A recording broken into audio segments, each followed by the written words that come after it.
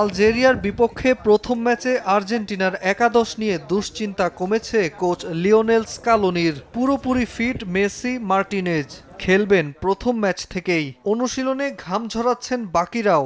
স্কালোনির master mind পরিকল্পনা আর back to back champion হওয়ার ক্ষুধা। আলবি সেলেস্তেদের ম্যাচ ঘিরেও তাই দর্শকদের বাড়তি প্রত্যাশা। রেফারি প্যানেলেও থাকছে আর্জেন্টিনার লাকি চার্ম, যার বাঁশির ফুৎকারে ৩৬ বছরের দীর্ঘ অপেক্ষার অবসান ঘটেছিল।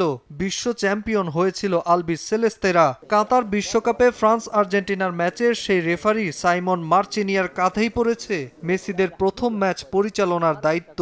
তবে আছে মুদ্রার ওপিঠও।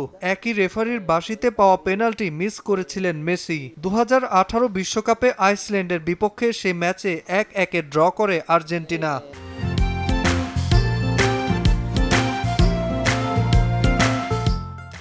তবে একাদশ সাজাতে আরও কিছু হিসেব নিকেশ করতে হচ্ছে লিওনেল স্কালোনিকে।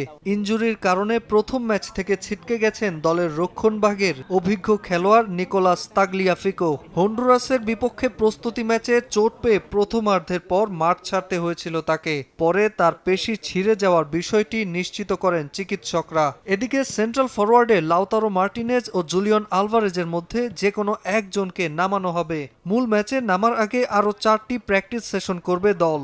সেখানে ক্রিস্টিয়ানো রোমেরো ভালো করলে একাদশে অগ্রাধিকার দেয়া হবে তাকে। মিডফিল্ডে বরাবরের মতোই কোচের ভরসা রদ্রিগো ডি পল, অ্যালিস্টার, এনজো ফার্নান্দেস ও থিয়াগো আলমাদা।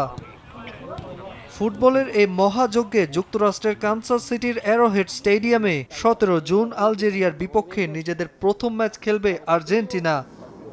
নাজমুল হাসান পুলক, সময় সংবাদ।